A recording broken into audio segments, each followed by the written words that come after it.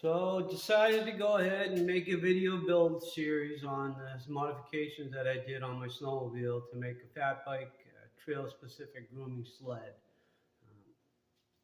I did the first one with a 1998 Skidoo Formula 500, and I used that all last year, and it worked great.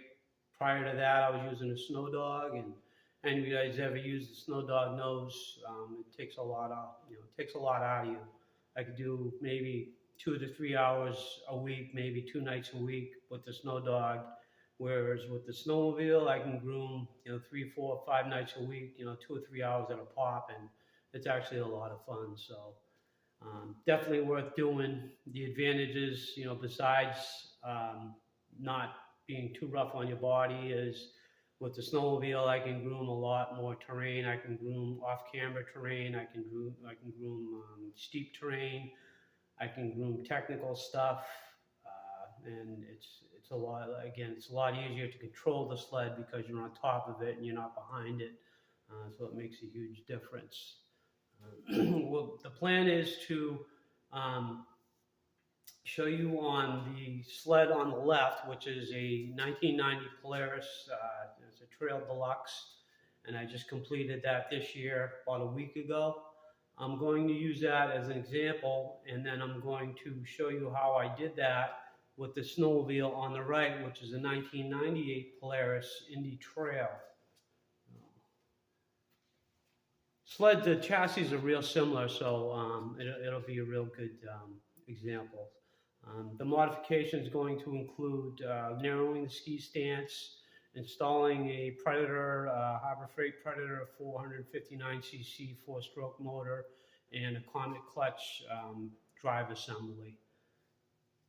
The sleds I like to use are model years like 1990 to 2000, either a Polaris or a Skidoo, because they have trailing arm front suspensions, whereas like the Arctic Cat has an A-arm front suspension, and it's going to take a lot more work to narrow the ski stance with that as opposed, over a trailing arm suspension. So that's why I chose those sleds. And then the prerequisites when I buy a sled is it pretty much has to be intact, other than the motor, the electrical system, the seat, and the gas tank. Everything else you want to make sure you have: the track, the rear skid, the whole drivetrain, the chain case, jack shafts, all the steering components, handlebars, brake, master cylinder, thumb throttle. That way you're not running around trying to get parts after.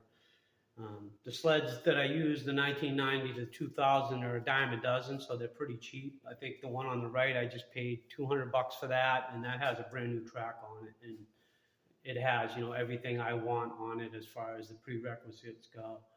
If you have to buy something like a brake or something off of somebody who's parting out a sled, well, it's going to cost you a lot more money that way. So just make sure when you purchase a sled that it has all that stuff. Again, what I'm going to do is show you with the sled on the left, which is the 1990, and show you what I'm going to do. And then as I do it with the sled on the right, you'll have a picture in your mind, of what it's going to end up being. So it might make it a little easy to understand and to see that it's really not that complicated of a process. So I'm going to start with the teardown of the 98 that's on the right, and when I get it to a point where I'm going to start cutting and modifying things, I'll make another video. So tune in, and we'll see you then. Thanks.